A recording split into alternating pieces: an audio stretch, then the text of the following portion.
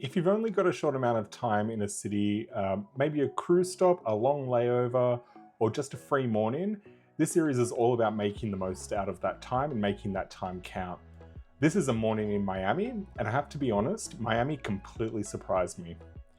Before coming here, Florida wasn't really that high on my list. I had a really fixed idea of what I thought it would be like.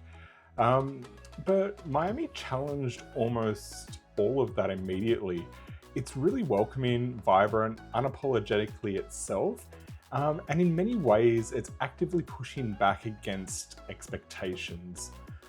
In this video, I'm taking you through Miami and Miami Beach, covering culture, history, food, art, beaches, and even how you can extend this trip in or this city into a full day if you have the energy and the time. So let's start the morning that feels almost European, but still unmistakably Miami.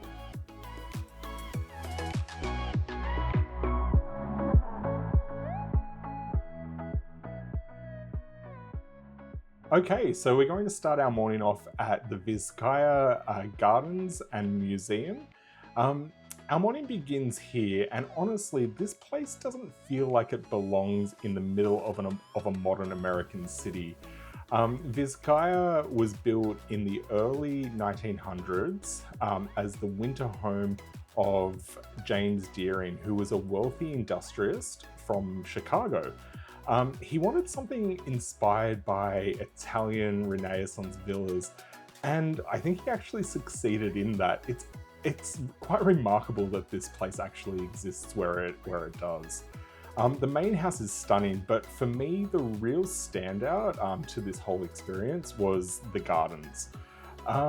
They're meticulously designed, and you're transported back into this world of grandeur and opulence, and it was really one of my favorite parts of this experience. There's sculptures, there's fountains, there's shaded walkways, and views over the bay. It really makes it feel like a calm rest before diving into the city and expending all of your energy into Miami and Miami Beach. One thing worth mentioning about this location is when I visited in very early January 2026, the hedge maze was actually being moved, so it didn't exist. Now, there were indications and there was signage up to say that this was being moved and it was being relocated, and it would be back soon, but it didn't have any time frame of when this was going to occur. So just be mindful that there's a part of the gardens that are being relocated at the moment, and you may not get the full experience, but cruising through the mansion and just looking at the way of this old lifestyle and the man and the stories around how this location was built, it's absolutely stunning, and I wouldn't miss it on a first trip, or if you haven't seen it before, a morning in Miami.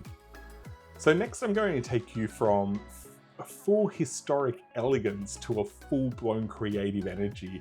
Our next stop is Wynwood. Now, Wynwood was once a warehouse and manufacturing district in Miami, and over time it's really been transformed and gentrified a little bit, but transformed into one of the most important street art hubs in the world.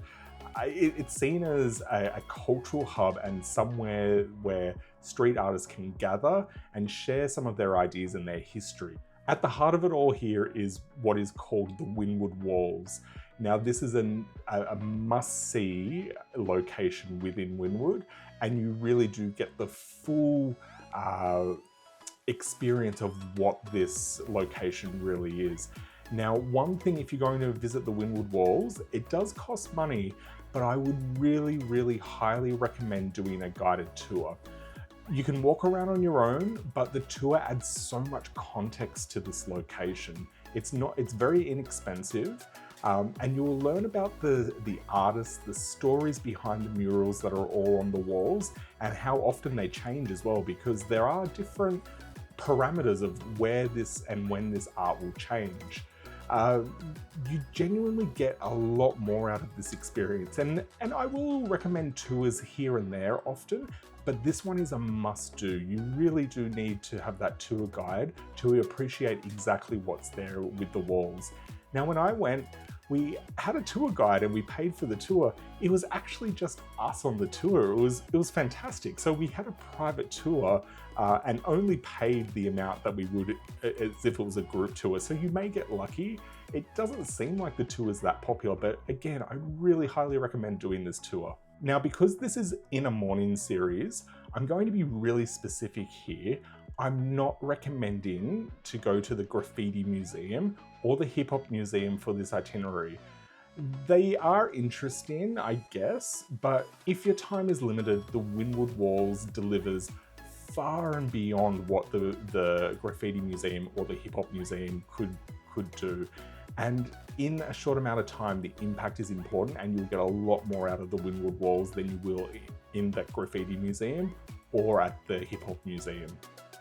Even when you're outside of Wynwood Walls, Wynwood suburb itself is just really dynamic and crazy and vibrant and full of art itself. So even on the walk up to the Wynwood Walls, you'll experience what this suburb has to offer.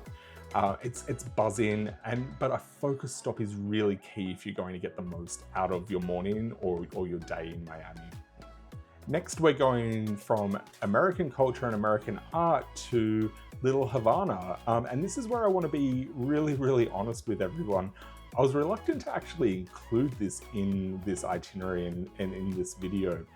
I think the reason why is I'd hyped it up a lot in my own head before visiting. And at first I was walking around Little Havana and I wasn't really feeling it. It didn't instantly click for me the way I expected it to. But looking back, I'm really glad I went. Little Havana is the cultural heart of Miami's Cuban community. After the Cuban Revolution in the late 1950s, many Cuban immigrants settled here, bringing their traditions, their food, their music, and their identity with them. This isn't a polished theme park version of culture. It's real life, it's real lived culture with people going about their everyday lives. You should absolutely stop here for food if you want to experience the best of Cuban food and grab a Cuban coffee. Cuban coffee is strong, it's sweet, it's tiny, like a little shot, but it's really powerful. And you can try the traditional Cuban foods, sandwiches, pastries, rice, beans. There really is just so much to absorb in Little Havana. There's music drifting out of all of the shops. You can watch the locals play dominoes in the local park, and you can just wander around and get a real sense of this community and of the life that's being lived here. I'd go so far, there's chickens around, you can interact with the locals. Everyone seems really friendly. It has a whole lot of energy. So a really good stop of one of the first or second stops that we do on this itinerary. So I'd say give this one a chance. Even if it doesn't instantly wow you, it stays with you. And I think that's really worth something when you're traveling, and especially when you're trying to get the most out of a morning or out of a day. If you're in Miami for a morning or for the day, no itinerary would be complete without a visit to Miami South Beach. So after all of that color and culture, it's time for one of Miami's most famous assets. Even if you're only here briefly, there's so much on offer. The beach itself is huge. It's long, it's wide, it's incredibly walkable. Whether you want to swim, relax, people watch, or just take in the atmosphere, you can do as much or as little as you like here.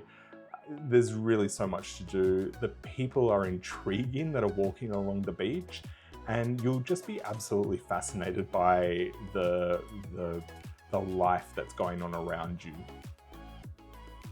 There's also bike paths and trails, there's walking paths, there's just plenty of space to spread out. It really feels like this beach goes forever. It's incredibly flat as well, and so you can be on the beach area. And unlike a lot of other beaches, there'll be sand on the beach. It's really quite unusual. There'll be sand on the beach, but it's really quite firm and hard. It's not until you get closer to the water that you'll really get more sandy and and really getting into that beach feeling. So this is perfect if you just want to walk along, again, do some people watching. And when you think about it, because where this beach is located and because where Florida is located, Miami Beach is really a beach you can realistically visit all year round. There is a bit of a hurricane season in Miami and in Florida, but outside of that hurricane season, even in the middle of winter in Miami, the beach is a viable place to visit and to have fun and to stay warm as well. It really doesn't get that cold. Maybe some of an off day here and there, but you'd have to be incredibly unlucky if you were to get one of those colder days while visiting. Even a short stop here helps you understand why Miami Beach is such a draw. It's just really so energetic, it's social, and it's iconic without needing a full day commitment, so perfect for this itinerary. So our next stop, and it's not really even a stop, it's so close to Miami Beach, it's running parallel to South Beach, is Ocean Drive. And this stretch is absolutely pure Miami. So Ocean Drive is famous for its Art Deco architecture. Most of this dates back to the 1920s and 1930s. The pastel colored buildings, the neon signs, the geometric designs, give this area an instant recognizable look. So if you've ever watched any early 80s, 70s, 80s TV shows that were set in Miami, you'll instantly recognize these buildings, you'll instantly recognize the vibe that this place is giving off. My advice for Ocean Drive is to start at the south end of Ocean Drive and the beach and slowly work your way north. This way, the energy of Ocean Drive really builds up as you go along. Ocean Drive is another place where you're really spoiled for food, for alcohol, for anything that you really want to indulge in. The cafes, they spill out onto the sidewalk. There's just so much going on. There's music always playing. There's people dancing, and there's a constant flow of people along this stretch of road. Beyond eating and drinking, there's so much to take in. There's the historic hotels, the classic cars that are cruising past is quite a thing in Miami and on Ocean Drive. Again, very iconic and something that is straight out of a TV show. There's street performers, and there's just really an endless opportunities for photos and different things that are set up all along Ocean Drive. This area is so vibrant, it's loud, it's colorful, and it's always buzzing. It's really just a true hotspot of Miami, and really for a morning should be your last stop in Miami and Miami Beach before you have to get on that cruise ship or before you need to set back to the airport. One thing about Miami as well is the traffic is insane. From locals that I spoke to, the traffic seems to be getting worse year upon year upon year. Miami Cruise Terminal is now one of the largest cruise terminals in the world, and there's only road access to that. So if you're there on a cruise ship and you're stopping in port, you're probably there with 8 or 9 other cruise ships. And that means that getting to and from the cruise terminal can be quite difficult. It can be a little expensive as well, but you don't want to pack too much into your morning in case you need to be back on that ship by 2 or 3 o'clock in the afternoon. So be really mindful of that. Now, I said Ocean Drive was our final stop, but if you do have more time, I've got one more recommendation, and this one's a little bit further outside of Miami downtown and Miami Beach, and that's the Everglades. But this is absolutely worth mentioning if you've got longer than just a morning. The Everglades are one of the most unique ecosystems in the world. It's really just this vast wetland that's home to so many different animals and plants. There's alligators, there's crocodiles, there's manatees, there's birds, and countless other species that are found within the Everglades. Historically, it's an area that's actually been heavily impacted by development. So there's a huge conservation effort on at the moment to protect the Everglades. So it makes it really an important environmental location, but very complex when it comes to the political landscape of Miami. One of the most popular ways to experience the Everglades is by an airboat tour. Um, it's very, very different, and it's an unusual way to experience the Everglades. I don't know if you can actually do a different type of boat on the actual Everglades themselves. Um, if you can find one, I would recommend doing something a little bit different to the airboats. They are fun for sure. I did one when I was in Miami just recently. Um, the thing is, though, they're incredibly loud, and that tends to scare away most of the wildlife. But look, I was lucky. We were able to see a couple of alligators in the wild, and the way that the boats and the tours interact with them is quite environmentally conscious. They don't try to interact with them at all. They don't feed them, and they're not disrupting them. So if you need to, absolutely do an airboat tour or airboat ride. It's the most popular way and probably the most accessible way. So just be mindful they are quite loud, and you may not see as much wildlife if you're going on a different mode of transport. So that's our itinerary for a morning in Miami. Miami genuinely changed my opinion on Florida. I was surprised at how welcoming the city was. Especially to outsiders, there's a strong sense that Miami is actually proud of being different. The city's also incredibly LGBTQI plus friendly, and I think that's worth mentioning. In some areas, gay bars and drag venues line the streets. There's pride flags that hang openly, and there's a clear sense of visibility and celebration of the community. So it's a location where if you're an LGBT plus traveler, you can feel comfortable and safe visiting Miami without needing to make concessions on yourself as well.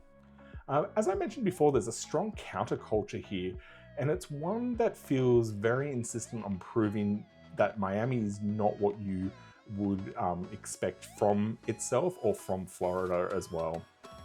And I think that's what really makes it special.